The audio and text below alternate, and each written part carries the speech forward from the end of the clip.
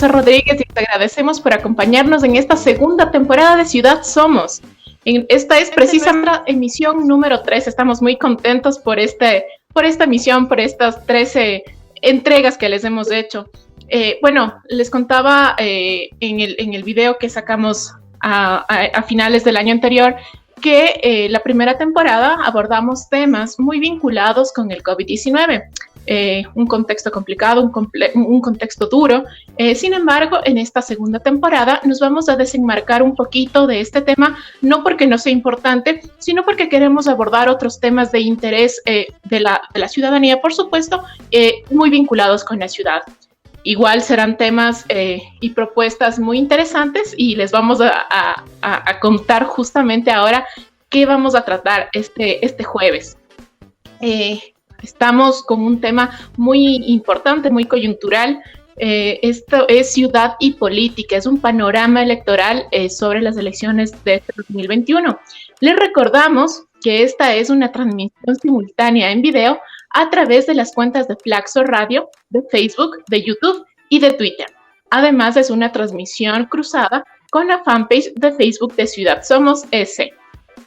Para desarrollar este tema, como les habíamos dicho que será Ciudad y Política, Panorama, Elecciones 2021, nos encontramos junto a Mario Hunda, quien es sociólogo, es maestro en Sociología Política, es investigador social, docente universitario y actualmente es subdecano de la Facultad de Ciencias Sociales y Humanas de la Universidad Central. Un poquito más adelante ya arrancamos con la entrevista a Mario, pero vamos a contextualizar un poquito. Ustedes se preguntarán por qué estamos abordando ahora esto de lo político, esto de las elecciones en el programa. Pues les contamos que la polis griega se constituye en el origen de esta relación indisoluble entre ciudad y política. En este espacio, en el ágora, digamos, que era el espacio público de los griegos, fue, digamos, el lugar primigenio donde la ciudadanía se reunía para debatir sobre su destino en distintos ámbitos y también se desarrollaba gran parte de la vida social. Ahora, la ciudad contemporánea sigue siendo un espacio fundamental para la construcción de lo político y la política. Por esta razón, es menester que en este programa, Ciudad Somos, abordemos este panorama. Estamos, a menos de un mes, realmente, a pocos días de las elecciones generales. Y por esta coyuntura les contamos que dentro del programa vamos a tener un segmento que se llama Clave Electoral, que es una propuesta colaborativa entre el proyecto periodístico Ojo al Dato, y Ciudad Somos, evidentemente, donde compartiremos información relevante para ejercer un voto informado. Ahora vamos a entrar a este segmento, a este nuevo segmento que se llama Clave Electoral, y pues les comentamos un poquito de qué se trata. A continuación, en Ciudad Somos presentamos el segmento Clave Electoral.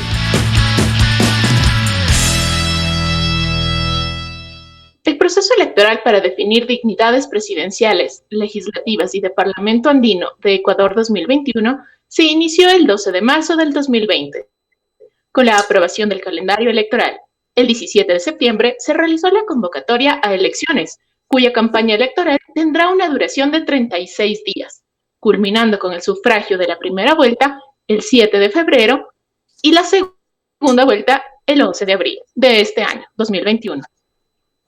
Para comprender de manera preliminar este contexto político en el que actualmente estamos todos los ecuatorianos, revisaremos una infografía comparativa entre el proceso de elecciones generales vividas en el año 2017 y las actuales del 2021, elaborada, como ya los habíamos comentado, en colaboración con el proyecto periodístico Ojo al Dato. A continuación, el periodista Carlos Flores, coordinador de este proyecto, nos explicará la infografía. Adelante, Carlos. Querida Majo, muchísimas gracias por esta presentación. En efecto, vamos a compartir con ustedes este gráfico que ustedes ya están viendo. Para esto hemos hecho una comparativa entre las elecciones del 2017 y las de este año 2021. Hemos identificado 3 categorías que tienen que ver con el número de candidatos que han postulado a la presidencia y a la vicepresidencia, el grado de instrucción, teniendo en cuenta ese grado de instrucción que ha sido debidamente registrado y reconocido por la entidad correspondiente, en este caso el CENESID, y la experiencia política. Es decir, entendemos en esta categoría a aquellos que han participado en elecciones competitivas para cargos de elección popular. No están incluidos aquí los que han desempeñado cargos de función pública. Bueno, algunos resultados. En el 2017 hubo 8 binomios y en el 2021, en este año en curso, hay 16 binomios. También hay que un poco reflexionar rápidamente, es que en el 2017 se concluyó el periodo de gobierno de Rafael Correa después de 10 años de gestión, aunque continuó en el poder el partido o movimiento político que posibilitó la presencia de Rafael Correa en el escenario político. Me refiero a Alianza País. Con estas elecciones de 2021 estaría concluyendo, digamos, el periodo de gobierno de este partido o movimiento político, con las respectivas diferencias políticas al interno que esto también significa. Ahora, con respecto a los postulantes hombres para la presidencia de la República, vemos que en este 2021 crece la presencia masculina en estos cargos para la presidencia de la República y crece también la presencia femenina en los cargos para la vicepresidencia. De manera concreta podemos decir que en el 2017 y 2021 se mantiene esta tendencia. Si uno quisiera resumirlo más, diría que en estos 2 últimos procesos electorales, la del 2017 y la del 2021, los cargos para presidencia de la República tienen un rostro principalmente masculino y los cargos para vicepresidencia de la República tienen un rostro principalmente femenino. Ahora, con la instrucción, con el grado de instrucción, hay que indicar que el grado de tercer nivel implica a aquellas personas que han concluido la universidad, mientras que los de cuarto nivel son aquellos que tienen formación concluida en posgrado. Para el caso de los cargos a la presidencia de la República, con la categoría de hombres, vemos que en el 2017 de 8 solo 3 cuentan con tercer nivel y 4 con cuarto nivel. Para este año 2021, de 16 hombres que están postulando, o mejor dicho, de 16 candidatos que están postulando a la presidencia de la República, 6 tienen grado de tercer nivel y 5 tienen estudios de posgrado. De 5 no se tiene información registrada en el CENESID. Ahora, en la última categoría que se refiere a experiencia política, igual concentrándonos en la categoría de los hombres, en el 2017, 5 de 8 candidatos tienen experiencia política. Y para este 2021, 10 de 16 candidatos tienen experiencia política. También hay que señalar que en este 2021, 3 candidatos ya han participado para cargos de presidente de la República, que han postulado a este cargo. 3 de ellos ya tienen ese nivel de experiencia. Ahora, 2 de ellos, contando este proceso electoral del 2021, van a intentar por tercera vez llegar a la presidencia. De esos 2, uno ya fue presidente.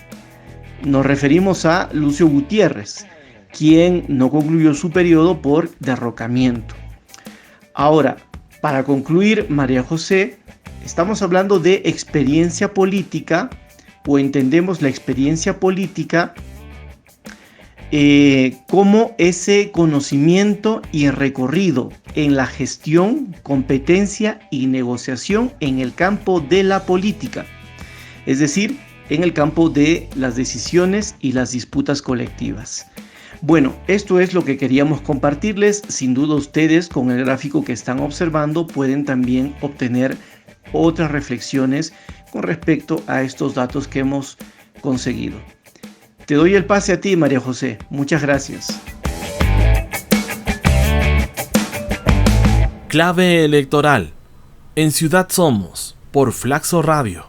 Muchísimas gracias por tu explicación, Carlos. Hemos visto cifras interesantes y bueno, más adelante vamos a estar dialogando con Mario Hunda sobre esto. Mario, arrancamos la entrevista contigo. Muchas gracias por tu tiempo y por tu disposición de compartir tus experiencias y tu recorrido académico y político acá con la gente de Ciudad Somos. Como decíamos, nos encontramos a menos de un mes de la primera vuelta electoral y realmente estamos con un país en crisis sanitaria, en crisis económica, en crisis política y en una crisis social media complicada. ¿Cuál es tu análisis de los datos que acabamos de presentar y cómo crees que se pueden conjugar con las condiciones en las que el Ecuador recibe estas elecciones 2021? Mario, adelante. Bueno, primero muchas gracias por la invitación a conversar en el programa. Yo diría que nosotros estamos llegando a estas elecciones en una situación en la que se presenta una dispersión política que se expresa en las 16 candidaturas presidenciales y un número muy elevado también de listas para asambleístas, y por otro lado una fractura social que se ha ido profundizando, ¿no? Una brecha que se profundiza entre los sectores de la sociedad. En cuanto al primer hecho, esta fragmentación de las candidaturas, en el cuadro nos hacían ver que se ha duplicado el número de binomios, ¿no? Prácticamente ese es el elemento central, ¿no es cierto?, en términos de número, en cuanto a diferencias sustanciales entre las dos elecciones. Pero hay que tener presente que esta fragmentación electoral de hoy reproduce de alguna manera la fragmentación que ya vimos en las elecciones locales, las últimas elecciones locales de donde salieron las actuales autoridades municipales y provinciales. Por lo tanto, nosotros tendríamos que analizar qué es lo que está ocurriendo en la política en el Ecuador, en el ambiente político en el Ecuador, para esta fragmentación tan grande del panorama político. En principio, nosotros podríamos indicar que el motivo central es la explosión del campo político de la llamada Revolución Ciudadana. Hasta 2017, el campo de la Revolución Ciudadana era el campo hegemónico en la política ecuatoriana. Esto le daba una cierta estabilidad al conjunto del sistema, mientras que la derecha intentaba, a medias, digamos así, más mal que bien, constituir un espacio de aglutinación del bloque neoliberal. Y las organizaciones vinculadas al movimiento popular y a las protestas sociales también hacían intentos de reaglutinarse, y teníamos más o menos estos tres bloques claros, ¿no? Ahora, con la fractura de Alianza País, la disputa y luego ruptura entre Correa y Moreno, se generó una enorme dispersión en el campo del correísmo, ¿no? Un sector se quedó con Correa, otro sector se alineó a Moreno, y varios sectores que funcionaban como pequeños satélites alrededor de Alianza País terminaron dispersándose en distintas direcciones, tratando de constituir espacios propios desde los cuales, de alguna manera, continuar teniendo alguna incidencia en la política. Este fue el escenario de las elecciones seccionales últimas, y esto es más o menos lo que volvemos a ver ahora. Ahora, no es la primera vez tampoco en que se produce esta fragmentación del espacio político, porque lo mismo ocurrió en el periodo de la crisis de la primera etapa neoliberal, entre 1981 y 2005, y en la quiebra del momento neoliberal se produjo una dispersión política similar. Recordemos lo que fueron las elecciones para la Asamblea Constituyente de 2008, ¿no?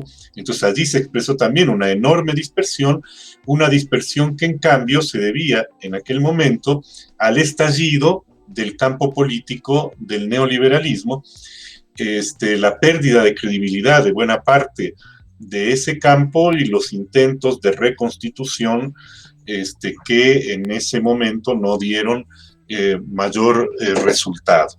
Por lo tanto, nosotros tenemos esta situación como trasfondo central de la enorme cantidad de postulaciones que hay a la presidencia de la República actualmente. Y en el trasfondo, además de esta situación de fragmentación y dispersión política, tenemos la fractura social de la que había hablado antes. Entonces, en estas dos dimensiones deberíamos ubicar las elecciones de febrero. Mario, ¿cómo ves esta tendencia, digamos, que de algún modo parecería mantenerse, de que hay una mayor incidencia de candidatos hombres versus una incidencia bastante baja de candidatas mujeres? Y que quizás un poco la tendencia se mantiene en la vicepresidencia, o sea, en la candidatura para vicepresidencia, pero en las candidaturas para presidencia es bastante disímil. ¿Cómo podríamos analizar estas cifras de estos datos? Bueno, lo que ocurre es que la sociedad en general continúa estando marcada por un sentido común machista muy, muy fuerte, que uno pudiera decir ha perdido un poco de impacto en el discurso oficial. Entonces, en el discurso oficial, dado que estamos embarcados en toda esta tendencia de lo políticamente correcto, entonces aparecen como las cosas más equitativas, ¿no? Y el discurso oficial de alguna manera se refleja también en la legislación. Esta diferencia, ¿no es cierto?, que nosotros podemos observar en la candidatura presidencial, obviamente no se observa en las candidaturas pluripersonales, porque allí la ley obliga, digamos, a que exista una paridad de género, ¿no es cierto?, en las listas, pero obviamente no se puede establecer lo mismo para las candidaturas presidenciales. Tal vez lo único que se podría establecer en el mismo campo es la obligatoriedad de que si el candidato a la presidencia es hombre, a la vicepresidencia tiene que haber una candidata mujer. Yo creo que es la única cuestión que en el campo de lo que está se podría hacer. Pero la elección de las candidaturas presidenciales depende más bien del estado en que se encuentra la mentalidad social, ¿no?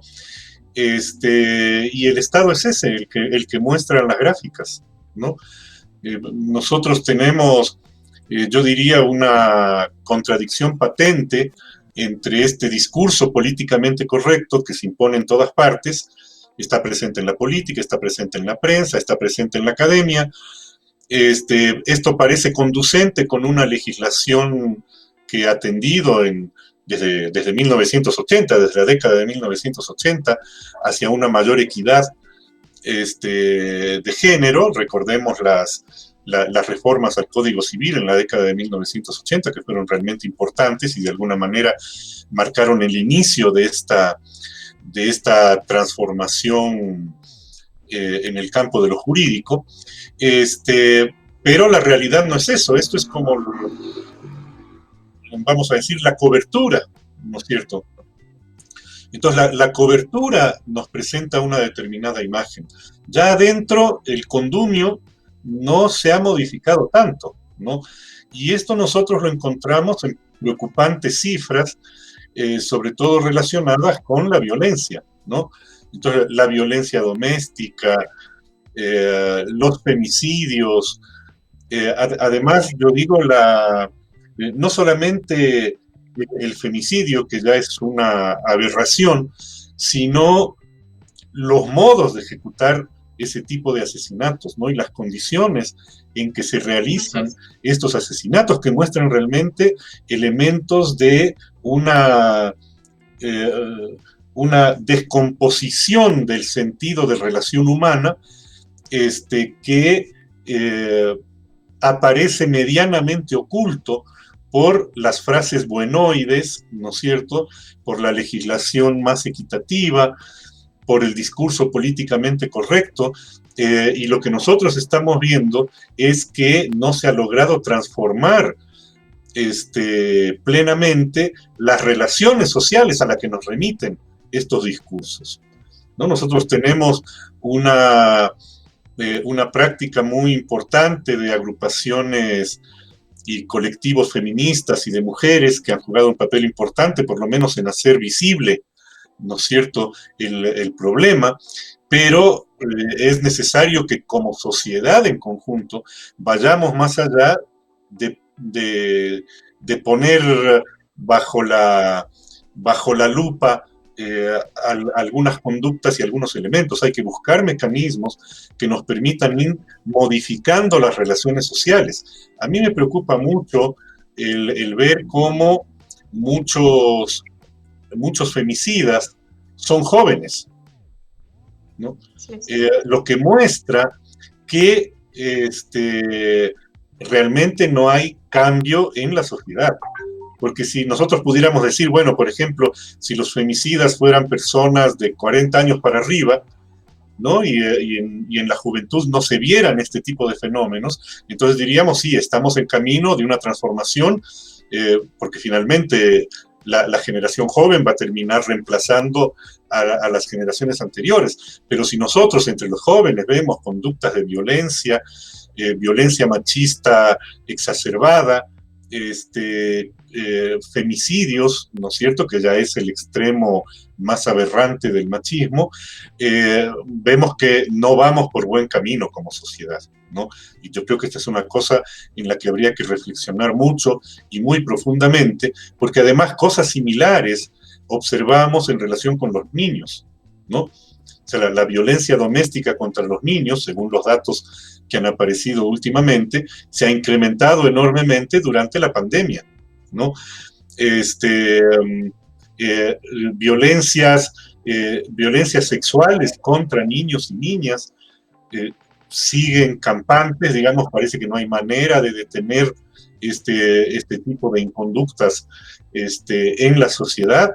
Encontramos también elementos muy fuertes de este tipo de comportamientos en relación con el racismo, ¿no?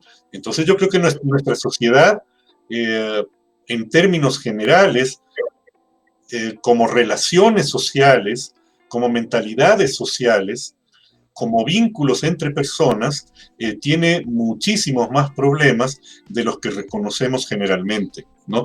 Y claro, el dato que aparece ahí, que apareció en la infografía de las candidaturas, es una muestra pequeña, ¿no? Pero detrás de esto tenemos todo el otro bloque de enormes problemas que no se resuelven.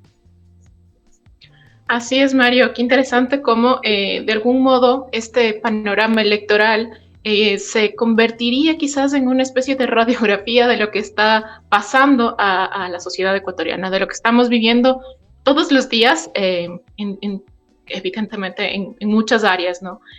Bueno, les recordamos que esta tarde estamos abordando el tema ciudad y política, panorama de elecciones 2021, junto a Mario Hunda, que es experto en sociología política y es actualmente subdecano de la Facultad de Ciencias Sociales y Humanidades de la Universidad Central del Ecuador.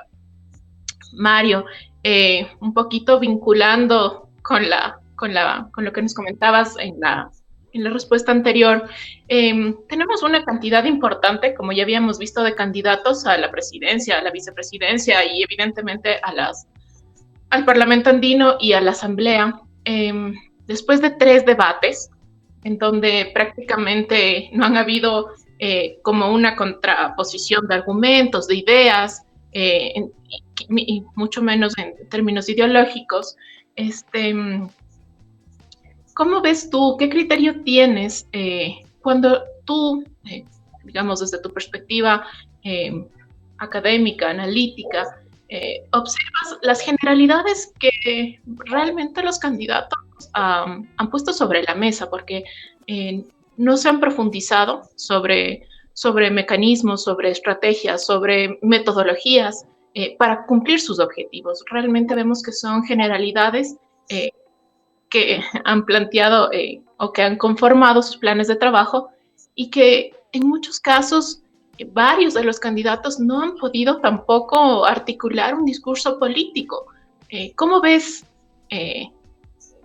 después de 3 debates puestos sobre la mesa, cómo ves el asunto? Bueno, yo diría que la imagen que queda es una imagen lamentable, ¿no?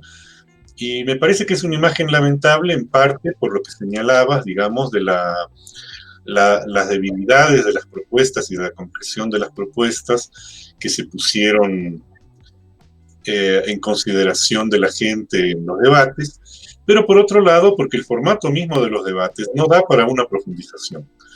O sea, si a vos te dan 1 minuto y medio, digamos, para que expongas un tema cualquiera, es obvio que no vas a poder profundizar. Entonces, de partida hay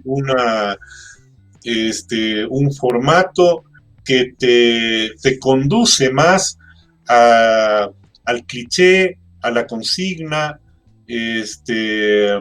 y un poco a la búsqueda de algún cierto escándalo que te permita ganar notoriedad, ¿no? Entonces terminan siendo como pequeñas ventanitas que se abren para que los candidatos se hagan visibles.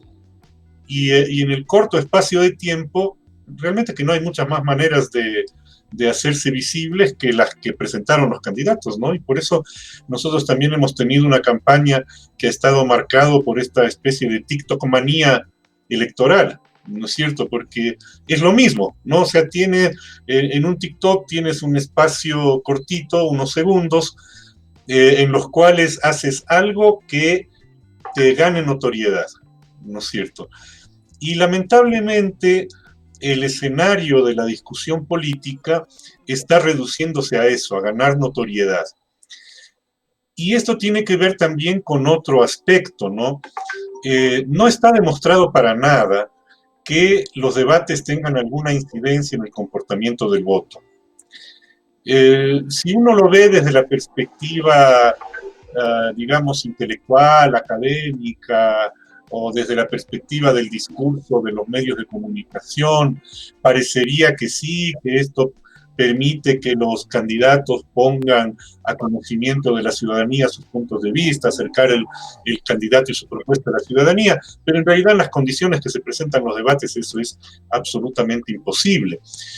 Por lo tanto, lo que nosotros hemos podido observar en los comentarios que se han dado luego de los debates en estas famosas redes sociales, ¿no? Y comentando con gente conocida, vecinos,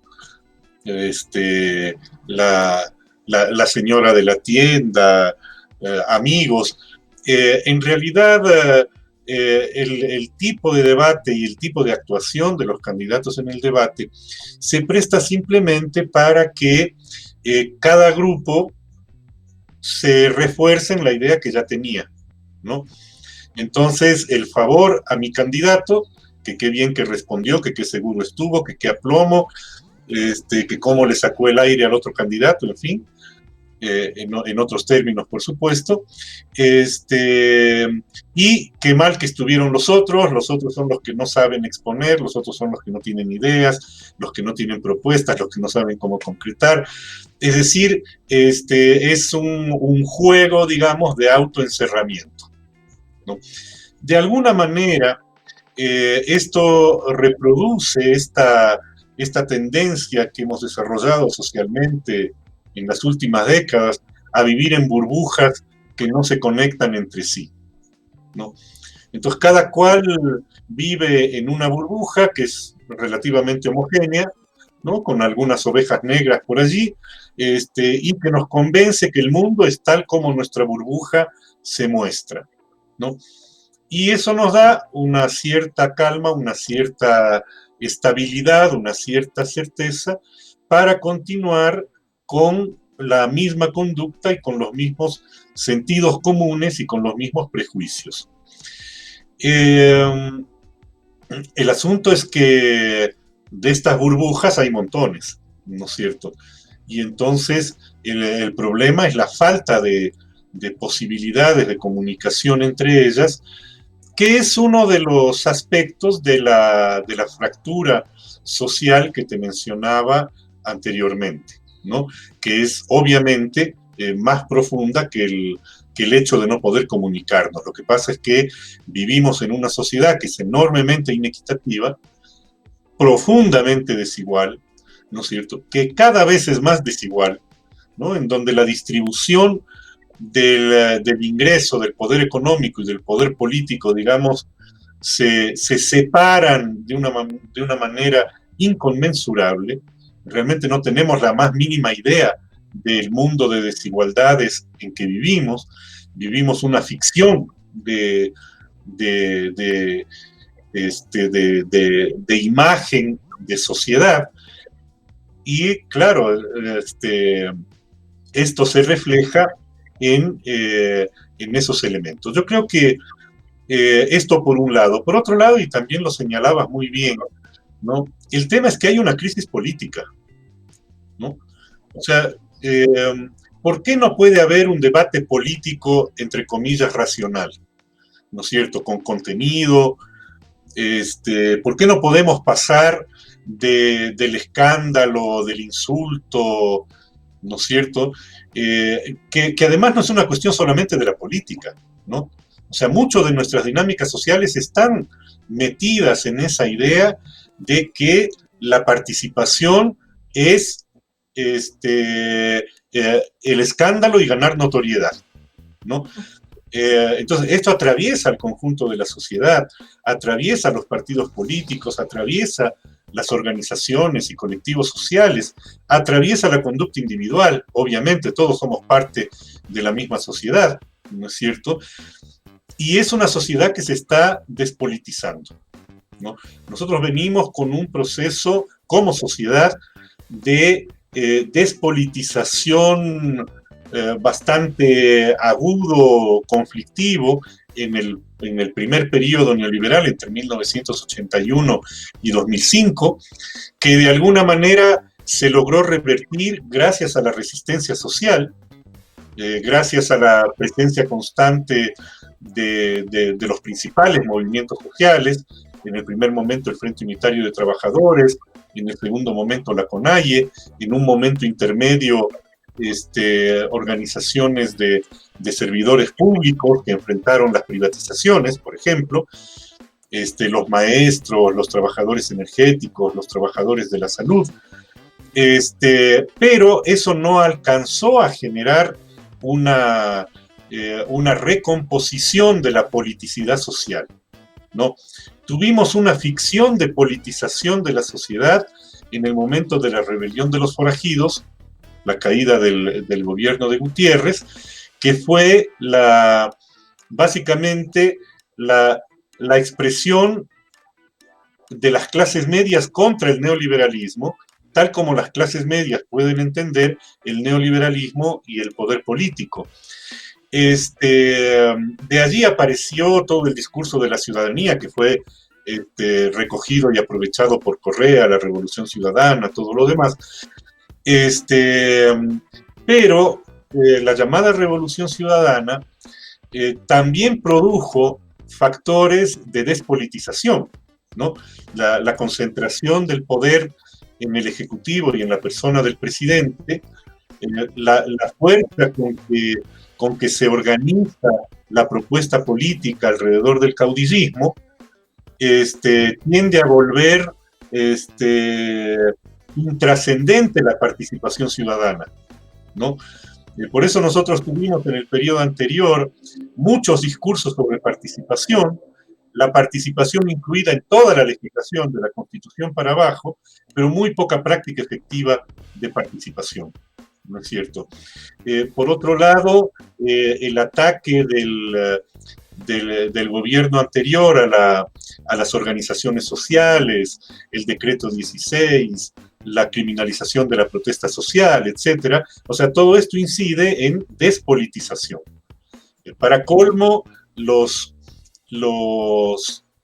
escándalos de corrupción que ya brotaban por todas partes al final del periodo de Correa y se sigue, además seguimos ahora, ¿no? Ya se acabó el correísmo y la corrupción sigue igual. La disputa entre Correa y Moreno, la poca, yo diría, la poca visión que tienen las clases dominantes respecto a los problemas de la sociedad, ¿no? Las pocas ganas que tienen las clases dominantes para realizar concesiones materiales tangibles que mejoren las condiciones de vida de la población. Al contrario, las clases dominantes han mostrado un carácter miserable enorme, ¿no? O sea, lo hemos visto durante la pandemia, el recorte del trabajo, el recorte de los salarios, la facilidad de los despidos, propuestas incluso para que los salarios bajen a 280 o a $120 mensuales, en medio de unas inequidades gigantescas, en medio del desempleo, del subempleo, ¿no es cierto?, en medio de la pandemia, del dolor, de la muerte. Entonces nosotros vemos unas clases dominantes que no hacen ningún mérito para dirigir realmente la sociedad, ¿no? Y que lo que muestran es más bien una apetencia enorme para apropiarse de la riqueza construida socialmente. Y bueno, o sea, todo esto termina generando apatía en muchos sectores de la sociedad, despolitización, apoliticismo. La gente no quiere saber nada de la política. Bueno, las encuestas acá en el Ecuador, desde hace mucho tiempo, uno no sabe qué tan fiables sean, pero algunas encuestas nos dicen que todavía hay un porcentaje bastante alto de indecisos cuando estamos prácticamente a 2 semanas de las elecciones. Y esta indecisión lo que muestra es también eso, o sea, la gente no tiene motivos como para sentirse identificado. Incluso sectores que son críticos realizan análisis, yo diría, bastante insuficientes, centrado en la figura del candidato, en el comportamiento del candidato, como que lo que se estuviera jugando es un concurso de individuos, ¿no? La política no es cuestión personal. Claro. Si me cae bien o me cae mal. Claro, o sea, no se trata de eso. Se trata de qué fuerzas sociales van a quedar con el control del Estado. ¿Qué proyecto político es el que va a ir con ese candidato? Y entonces nos quedamos todos en las partes aparentemente más visibles, en los elementos evidentes, y lo que está más allá de lo visible a nadie le parece llamarle la atención. Y son esas cosas que determinan, ¿no? Por eso yo hago tanto énfasis en la desigualdad, ¿no? Sí, justo ahí, hacia ese lugar iba, porque claro, se ve justamente por las razones que tú acabas de mencionar, un inédito desinterés por el proceso electoral. O sea, realmente se escucha incluso que la gente, mucha gente va a votar meramente por el requisito de la papeleta de votación, ¿no? Y claro, digamos que, bueno, si bien es cierto lo que tú dices, que es bastante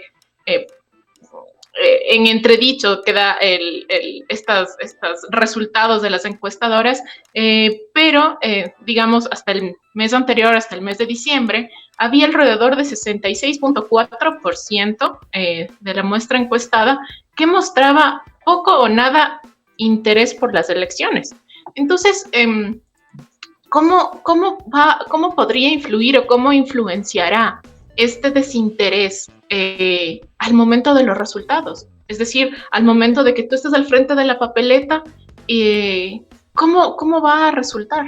Esta indecisión, este porcentaje importante que quizás, bueno, en estas semanas ya quizás han tenido algún rumbo, quizás no, porque evidentemente no sabemos en qué situación realmente estamos.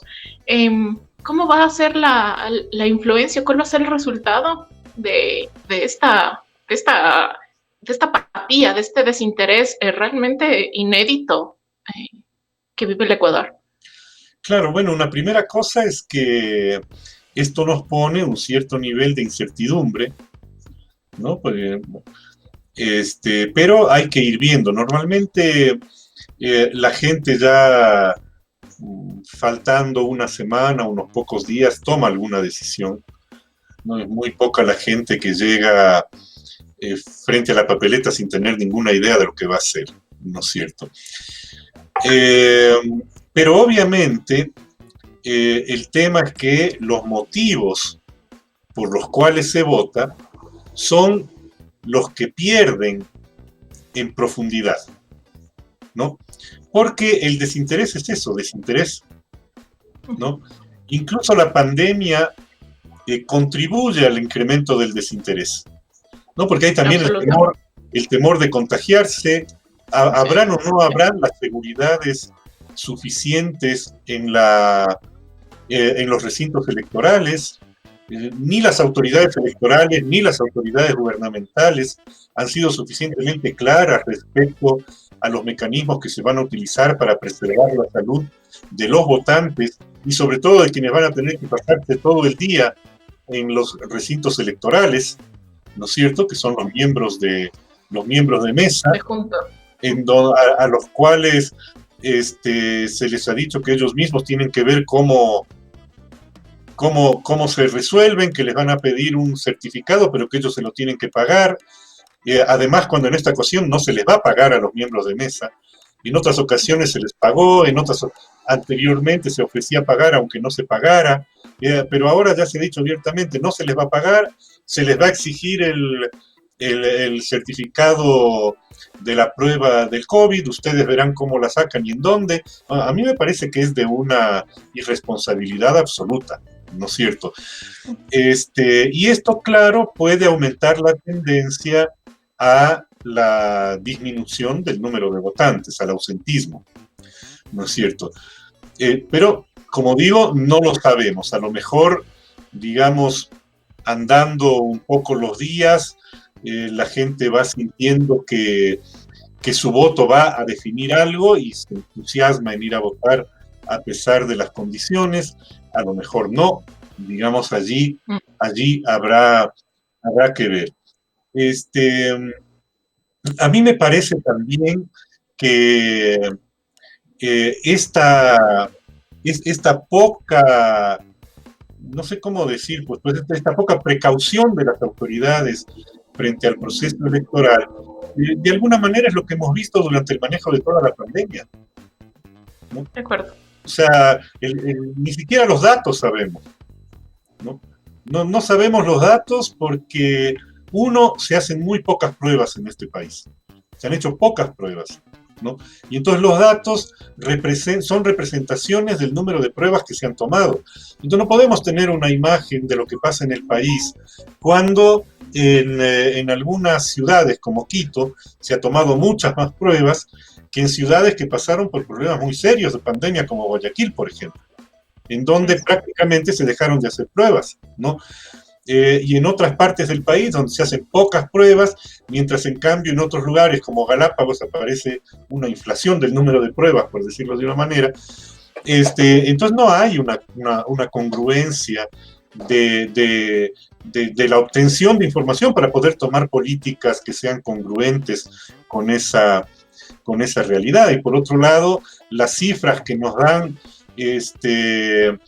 son todas medio en el aire, ¿no? O sea, la cifra de fallecidos reconocidos por el COVID encuentra una brecha muy grande con la cifra de fallecimientos que nos da el registro civil, en donde hay una distancia muy grande, digamos, un exceso de fallecimientos, como se dicen en muchos artículos o comentarios al respecto. Yo digo, no hay seriedad, ¿no? Ante esta falta de seriedad, obviamente en la sociedad se permea, ¿no es cierto?, esa conducta poco seria de las autoridades se escudan en la indisciplina ciudadana, es decir, es, digamos, una situación terrible, ¿no es cierto?, para manejar una situación de crisis y de riesgo como esto. Y lo mismo pasa ahora que llegan las vacunas. Entonces llegan las vacunas, ¿cuántas dosis llegan? Se necesitan 2 dosis, dicen, para asegurar la inmunidad. ¿Cómo se va a manejar eso? ¿Quiénes son los que van a estar vacunados? Yo escuchaba justo ahora que, por ejemplo, una parte del personal médico que está en directo contacto con la pandemia, con los enfermos, no van a ser, no están considerados en este primer bloque de las vacunas. Se trata de los posgradistas, ¿no es cierto?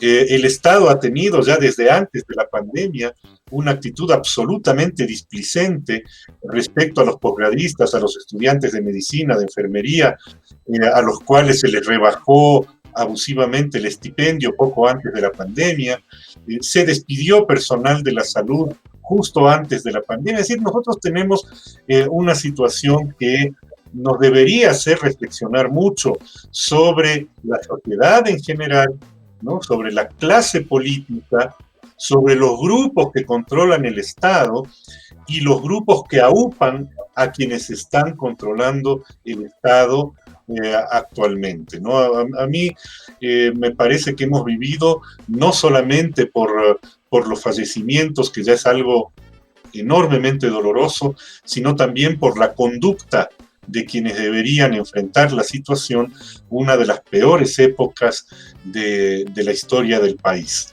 ¿no? Yo quería, que he mencionado varias veces el tema de la desigualdad, y quería simplemente poner un dato este rato, ¿no? El dato este que les voy a dar, si me dan 2 minutitos apenas, apareció en el proyecto de esta ley hipócritamente llamada de ayuda humanitaria, ¿no? Y era la parte de contribuciones que se iba que se planteaba para que hagan diversos sectores sociales de acuerdo a sus ingresos, ¿no? Entonces en la ley había una tablita, ¿no? Tabla de contribuciones se llamaba este cuadro. Esta parte obviamente no llegó a aprobarse por la oposición de los gremios empresariales y de las derechas, porque aquí vivimos en un país en que la gente que más tiene no quiere contribuir en nada, ¿no? Parte de su ser, por decirlo de alguna manera, ¿no? Bien, la tabla partía de un rango de entre 0 y $500, es decir, abajo del sueldo mínimo que fue congelado ahora en enero, que no iba a pagar contribución. Y luego seguía de 500 a 600, de 600 a 800, de 800 a 1000, de 1000 a 1500, etc. Entonces pasaba a 3500, 4500, 5500, 7500, 10000, que es un poco el rango en el que el común de la gente cree que se encuentran las desigualdades. En realidad muy poca gente llega a creer que pueda haber alguien que gane $10,000 en el país, ¿no es cierto? Entonces la gente suele quedarse en los 6.000, 8.000, ¿no es cierto? Pero la tabla llega a los 10.000, salta a los 20.000 por mes, salta a los 50.000, a los 100.000, a los 250.000 por mes, y el último renglón dice de 250.000 en adelante, ¿no? Entonces nosotros tenemos una fractura social en donde hay un sector, digamos, que está con el salario congelado, ¿no?, al que incluso se quiere crear condiciones legales para que ganen todavía menos, ¿no? Eso está en esta ley llamada humanitaria, y está, digamos, en lo que han dejado soltar a algunos candidatos que son encantados con las propuestas de precarización laboral. Y en el otro extremo, tenemos personas que en el mismo mes se embolsan $250,000, ¿no? Entonces las inequidades son inconmensurables, ¿no? ¿Cómo va a haber posibilidad de que se cree alguna propuesta nacional con inequidades de este tipo? ¿De qué nación estamos hablando? ¿La nación de aquellos a los que le rebajan los salarios, que quieren que baje de 400 a 200? ¿O la nación de los que ganan $250,000 por mes? Entre esas dos naciones no hay punto de contacto, ¿no?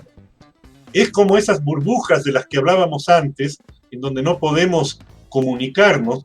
Acá tenemos una causa material de esta fractura, de esta fragmentación de la sociedad en burbujas. O sea, es simplemente la gente que gana $250,000 al mes no puede tener la menor idea ni tener la menor empatía con aquellos que perciben el salario mínimo o perciben todavía menos que eso, ¿no? Una sociedad con este tipo de desigualdades, una sociedad con esta fractura, con este precipicio, digamos, que separa a unos sectores de otros, no puede construir un proyecto nacional, ¿no? Entonces, cuando nosotros vemos que los candidatos son incapaces de presentar una propuesta política nacional, bueno, aquí tenemos una causa, ¿no? Y es en eso en lo que hay que, o habría que trabajar y que insistir, ¿no? ¿Cómo hacer? En últimas, a mí me parece que el elemento fundamental es cómo hacer para que los intereses, las preocupaciones, las expectativas, las ilusiones de aquellos que se encuentran en condición precaria, cómo hacer para que ellos puedan construir su propio proyecto político de nación, ¿no? Si es que no se puede avanzar en eso, ¿no?, entonces difícilmente avanzaremos en lo otro.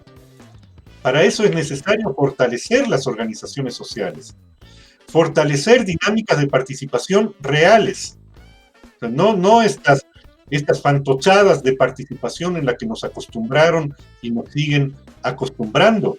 Es necesario que los poderosos se acostumbren a respetar la organización social. Por ejemplo, que los empresarios respeten el sindicato, ¿no? Por ejemplo, que las autoridades municipales respeten los espacios de organización social, no como espacio de clientela, sino como espacio de ejercicio de democracia. Yo creo que estamos muy, muy lejos de poder solucionar los problemas. Lo que sí me parece es que se pueden ir dando pasos para avanzar, ¿no? Y allí hay que... Mario, en ese sentido, ¿qué aspectos los ciudadanos deberíamos evaluar para ejercer un voto responsable. Es decir, tenemos muchas propuestas que realmente incluso se podría pensar que caen en la demagogia y propuestas realmente vacías, sin mayor sustento, ¿no? ¿Cómo que, y en el contexto, digamos, de esta indecisión, ¿qué es lo que tú sugerirías a la ciudadanía para evaluar el momento de decidir por un candidato? Bueno, yo creo que el tema fundamental es ubicar al candidato en el lugar social en el que él se encuentra, ¿no? En el escenario de esta tabla que nos mostró el gobierno en el proyecto de ley, ¿dónde están los candidatos? ¿No? Porque las personas en general, los grupos sociales, tienen un horizonte, ¿no? Una posibilidad de ver que está condicionada por el lugar social que ocupan. Si yo estoy en un lugar de la pirámide social, voy a ver unas cosas y no voy a ver otras, ¿no? Entonces, yo creo que lo primero tenemos que ver en dónde se ubican estos personajes, ¿no? En segundo lugar, me parece que hay que ver en dónde se ubican en relación con los enormes conflictos que ha vivido la sociedad ecuatoriana en los últimos tiempos.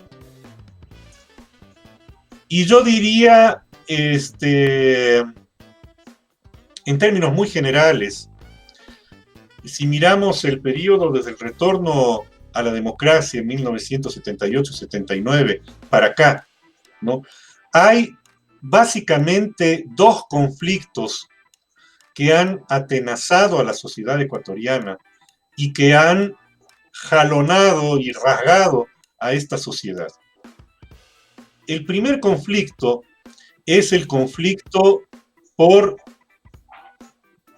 el reparto de la riqueza, ¿no? Que es esto que está expresado en el cuadro, en la tabla que nos permitió ver el gobierno en su propuesta de ley. Y nosotros vemos cómo constantemente los grupos sociales se van ubicando en torno a este conflicto. Cuando nosotros tenemos una propuesta de que para dar empleo hay que precarizar el trabajo, es la propuesta de las derechas en general, ¿qué es lo que nos están diciendo? ¿No? O sea, queremos una recuperación económica cuyos frutos sean apropiados fundamentalmente por los grandes capitales.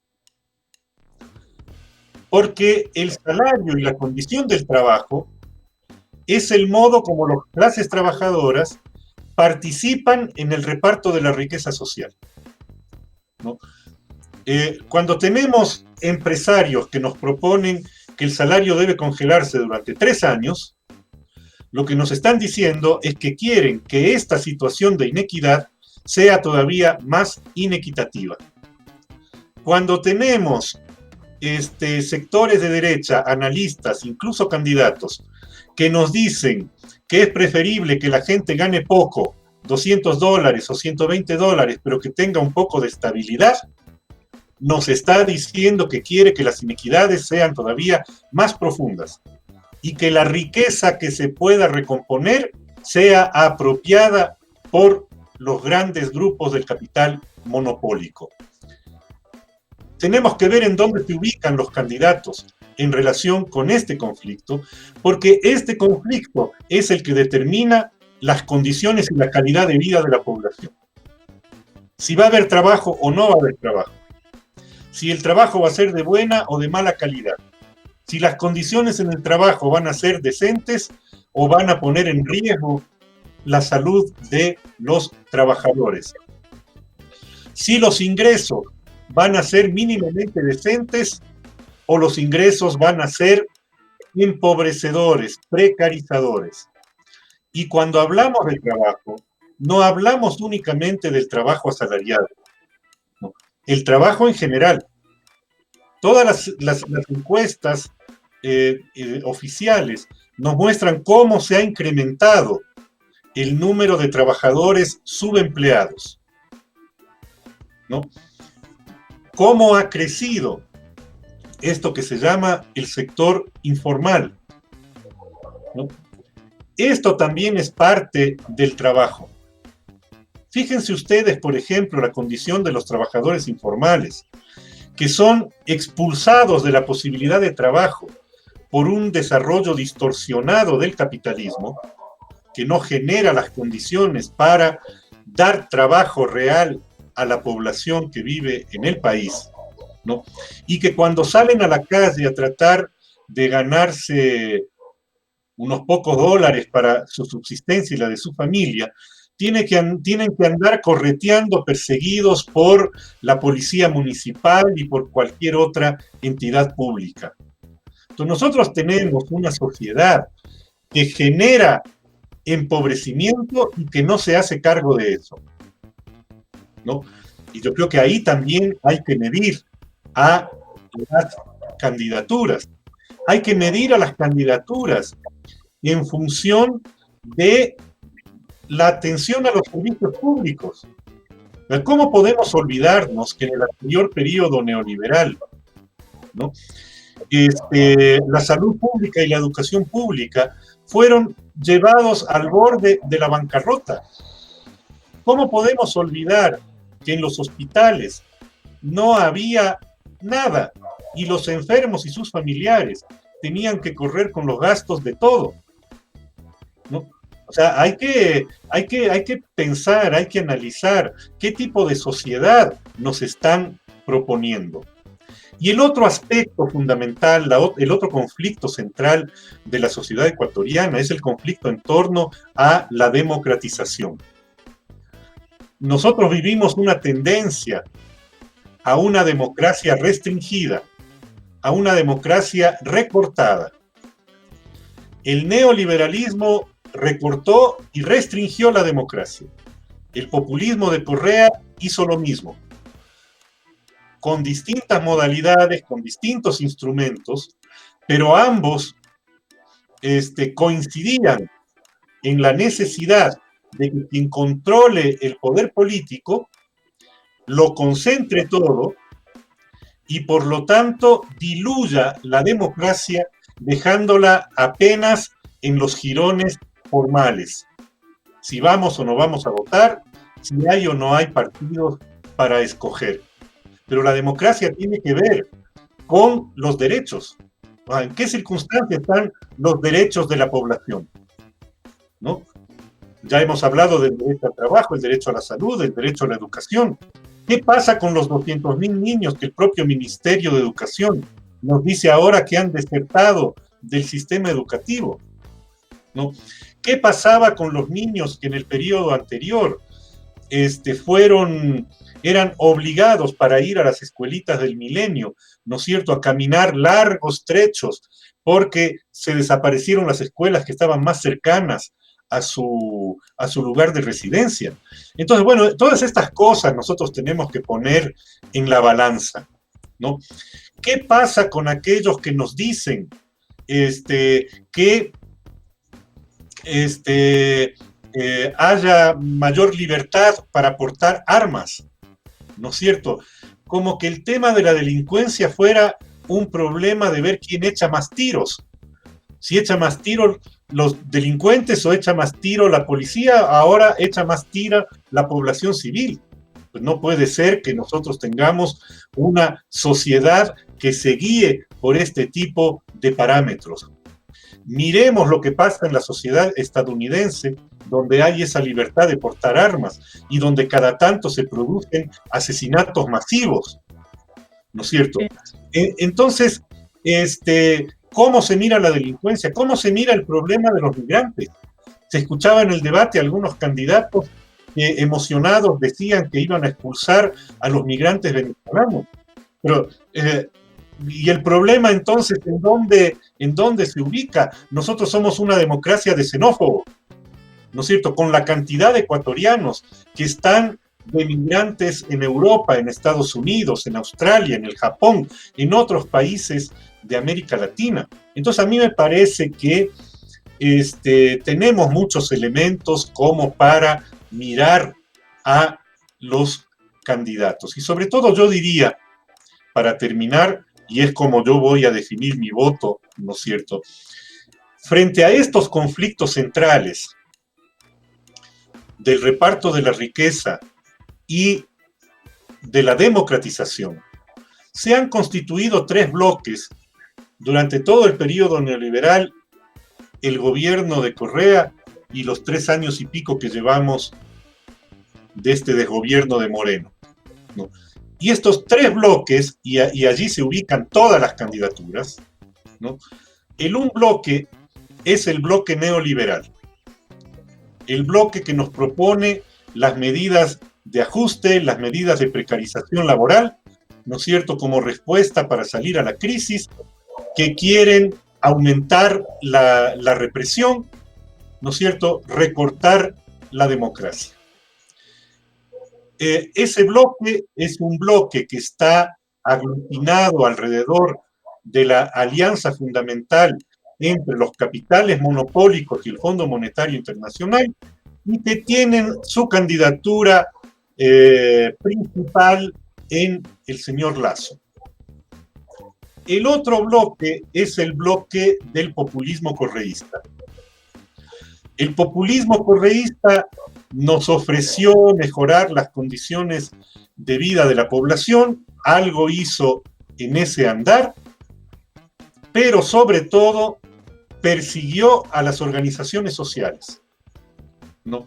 Afectó a la democracia, no únicamente en el tema de la libertad de prensa, que es lo que más señala la derecha, y en donde evidentemente hay que hacerle muchas críticas al correísmo, sino sobre todo en la relación con las organizaciones sociales, porque el correísmo se dedicó, ¿no?, a dividir las organizaciones sociales, ¿no?, a dividir al movimiento sindical, a dividir al movimiento indígena, a dividir a los maestros, ¿no? Dividía todo aquello que tocaba, como una especie de rey Midas de la división, ¿no es cierto? Y eso lo hacía no por mala fe, ¿no?, sino por una necesidad política. El populismo no puede crecer, no puede afirmarse si existen elementos de organización y de representación autónoma en la sociedad. Por lo tanto, la CONAIE, el Frente Unitario de Trabajadores, la UNE, significaban un freno para el crecimiento del populismo, y por eso los ataca. Por eso los atacó, y por eso el correísmo sigue atacándolos ahora en plena campaña electoral, lo que quiere decir que si llegan al gobierno van a tener el mismo tipo de comportamiento respecto a la organización social y a las posibilidades de representación autónoma de la población. Esa candidatura es la del señor Arauz. Y el otro bloque que se ha ido configurando, bien que con bastantes dificultades, es el bloque alrededor de los movimientos populares que ya llevaron adelante la resistencia contra el neoliberalismo en el periodo anterior, entre 1981 y 2005, que lograron de alguna manera momentos de recomposición para confrontar al populismo de Correa y que están enfrentando al neoliberalismo de Moreno, ¿no? El principal exponente de candidatura de ese bloque es el señor Pérez, ¿no es cierto? Luego, las demás candidaturas flotan como satélites alrededor de alguno de estos bloques, ¿no? Sobre todo del bloque neoliberal, por lo que les hemos podido escuchar, ¿no es cierto? Yo por lo menos voy a tomar este criterio para definir mi voto el 7 de febrero. Listo, muchísimas gracias, Mario. Qué interesante lo que hemos conversado a lo largo de estos minutos. Creo que es muy importante poner sobre la mesa algunos elementos como los que hemos abordado, sobre todo porque, como decíamos al inicio, no hay hay una marcada apatía por las elecciones, y creo que muchas propuestas políticas se han valido de eso para ponerse sobre la mesa con propuestas demagógicas y que realmente no se proyectan como una posibilidad de proyecto político para el Ecuador. Te agradezco mucho, Mario, por tu tiempo, por tus análisis. Me parece, como te decía, importantísimo en este momento de coyuntura electoral poder tener distintas visiones de qué es lo que está pasando, y creo que la tuya ha sido valiosa, muy importante. Te invito a unos minutitos más para que, bueno, escuches cuáles son las actividades que tenemos en nuestra agenda urbana, y finalmente terminaremos con una canción. Muchas gracias, Mario. Como te decíamos, muy acertado tu análisis, y te agradecemos por tu tiempo. Y ahora les presentamos la agenda de eventos académicos urbanos previstos para la semana del 21 al 28 de enero. Este 22 de enero, la Universidad de Córdoba, la UNAM de México, Flexo Ecuador y la Corporación Sur de Chile presentan el primer taller de constitucionalismo urbano, la ciudad y los procesos constituyentes en América Latina, desde una perspectiva comparada. Y este 26 de enero, la Universidad de Córdoba, la UNAM de México y la Flaxo Ecuador presentan el segundo seminario online, El futuro de nuestras ciudades, dónde estamos y hacia dónde vamos, donde Saskia Sassen presentará la ponencia Las ausencias en nuestro análisis. Los links de inscripciones para estos eventos online están disponibles en nuestras redes sociales. Recuerden, @CiudadSomosS y también en las redes sociales de Flaxo Ecuador. Y para cerrar con broche de oro el programa, les dejamos con Aretha Franklin, con su canción Respect. Nada como esta increíble voz de esta reina del soul. Con una consigna: los ciudadanos no pedimos milagros, no pedimos dádivas, no pedimos bendiciones. Lo único que pedimos es, para empezar, respeto. Respeto a todos los derechos humanos fundamentales, como ya lo habíamos visto. Un abrazo a todos, muy buena tarde. Nos vemos el próximo jueves a las 6 de la tarde en Ciudad Somos.